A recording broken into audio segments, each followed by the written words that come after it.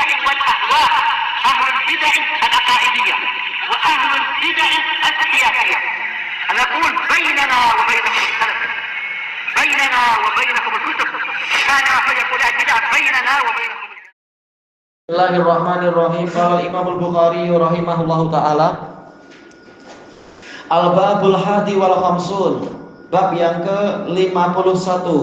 Babu man shalla wa qaddamahu tanur. Orang yang sholat namun di hadapannya ada tanur, yaitu tempat pembakaran roti. Au nar atau api.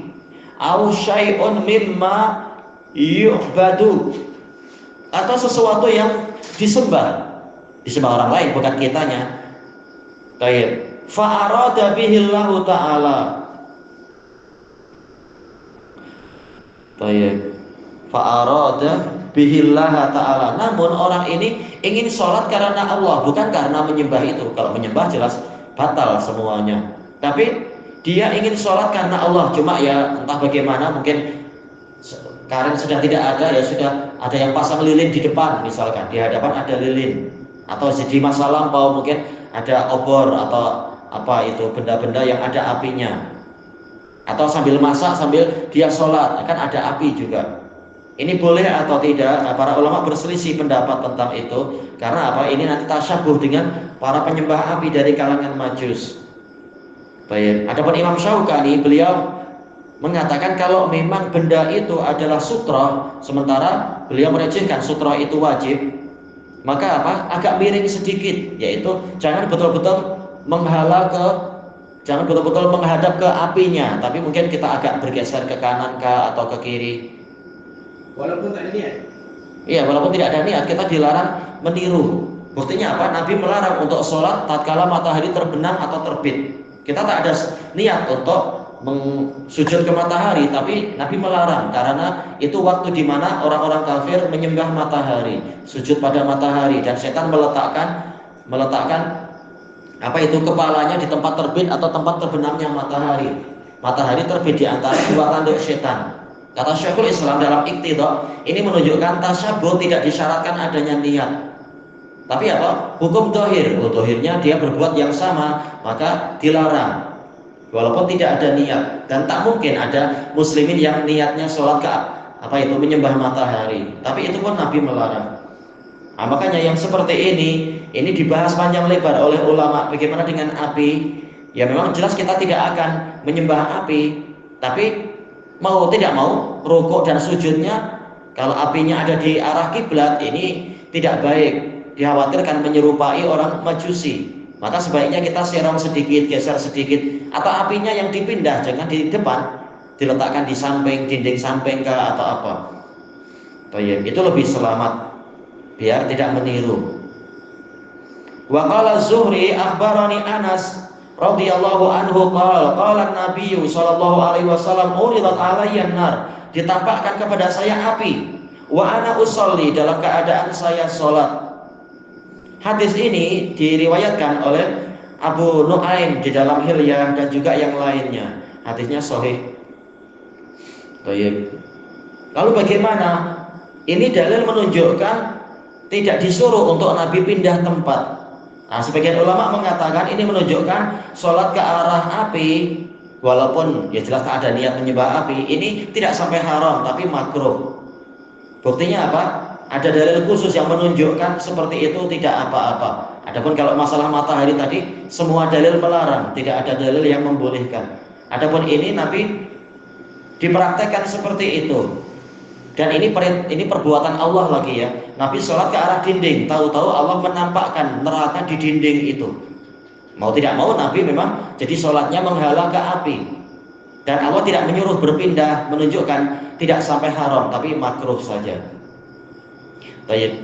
Nah, diperkuat lagi dengan riwayat yang berikut ini. Al-Hadisul Hadi wa Salasun ba'da arba'imi'ah 431.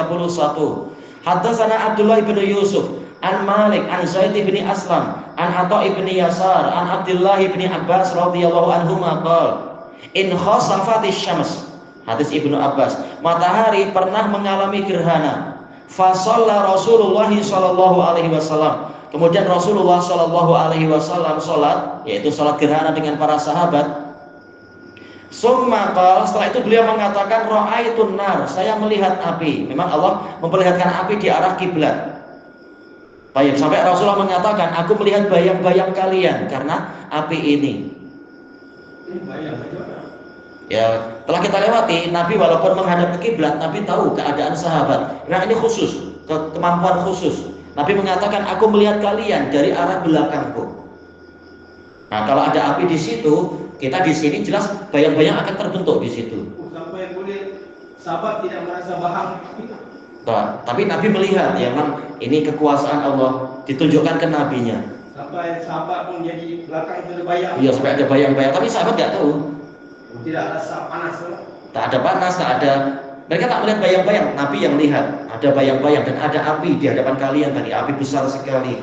Nabi mengatakan itulah masa kalian melihat aku mundur karena aku khawatir dengan api sebesar itu. Nah, ketika kemudian apa? Di riwayat yang lain itu diperlihatkan kepada beliau satu tandan anggur dari surga. Nabi maju ke depan, tangannya mau menghulur, tapi kemudian ditarik kembali. Sahabat bertanya, wahai Rasulullah, kenapa Anda maju dan tangan Anda terhulur? Nabi mengatakan, tadi diperlihatkan kepadaku satu tandan anggur dari surga, yaitu di arah kiblat. Seandainya aku mengambilnya, maka kalian akan mampu memakannya ma baqiyatid dunia, selama dunia masih ada. Berkah nggak habis-habis nih. Nanti nggak ada ujian, orang semuanya langsung beriman semuanya. Tapi ini diuji, percaya atau tidak. Demikian pula ketika neraka ditampakkan, maka Nabi mundur karena khawatir dengan gejolak apinya itu. Ini menunjukkan tidak sampai membatalkan sholat. Buktinya Allah Ta'ala tidak menyuruh nabinya pindah dari tempat sholat tadi. Ya, mau pindah pun susah ya. Api memenuhi dinding, gambar apinya itu. Rasulullah pergi Isra Mi'raj selepas kematian kewafatan Khadijah. Betul, iya, tahun 10-an Hijriah, 10 kenabian. Masalah Isra Mi'raj. Tak jumpa Khadijah, Allah tak jumpa ke Khadijah. Sibuk jumpa para nabi dan rasul, tak sempat ngurus itu kok. Itu boleh lain kali. Tayyib, di sini dikatakan summa ra'aitun nar falam ara manzaran kal yaumi qatu afdha. Kemudian aku melihat neraka, maka belum pernah aku melihat pemandangan sama sekali seperti hari ini yang lebih mengerikan. Ya, ngeri sekali. Api bukan api puntung rokok, bukan. Alhamdulillah. Lebih ngeri dari api dunia semuanya. Yang menjadi sisi pendalilan ini tidak disuruh untuk pindah atau apa. Berarti sholat ke arah apa itu namanya api, bukan niatnya memang ingin menghadap ke api, bukan. Tapi niatnya mengharap sutroh, cuma ya ada lilin atau apa di situ. Maka ini tetap sah. Yang penting sholatnya lillah, seperti di dalam tajuknya arada bihi Allah. Memang dia ingin sholat untuk Allah, bukan untuk api. Anda dihaluskan kan? Apanya? Dihaluskan walaupun api macam di camping kan? Iya, seandainya kita mampu menghindar lebih baik daripada cari masalah. Sholat kiblat apa namanya, sutrohnya cari yang lain, bukan benda yang ada meletakkan api di situ. Jangan sholat menghadap ke api unggun, ini lebih masalah. Sementara masih mungkin untuk mencari tempat yang lain. Lebih khusyuk, lebih ini, lebih itu. Di sini Bukhari meriwayatkan dari Abdullah bin Maslamah, beliau adalah Abu Abdurrahman Al-Qanabi. Beliau ini adalah Basri. Min asbatin nasri muwatta'i Malik. Imam Malik ma'ruf, terulang Abu Abdullah Al-Madani. Zaid bin Aslam, beliau adalah Abu Muhammad Zaid bin Aslam Al-Madani. Atha bin Yasar Abu Muhammad Al-Madani. Abdullah bin Abbas, beliau Abul Abbas Al-Madani. Baik. Jadi dohirnya semuanya Madaniyun kecuali Abdullah bin Maslamah. Beliau Basri. Baik, ilahuna wallahu a'lam. Subhanakallahumma wa bihamdika la ilaha illa anta astaghfiruka wa atubu ilaik. Alhamdulillahirabbil alamin. Jazakumullahu khairan.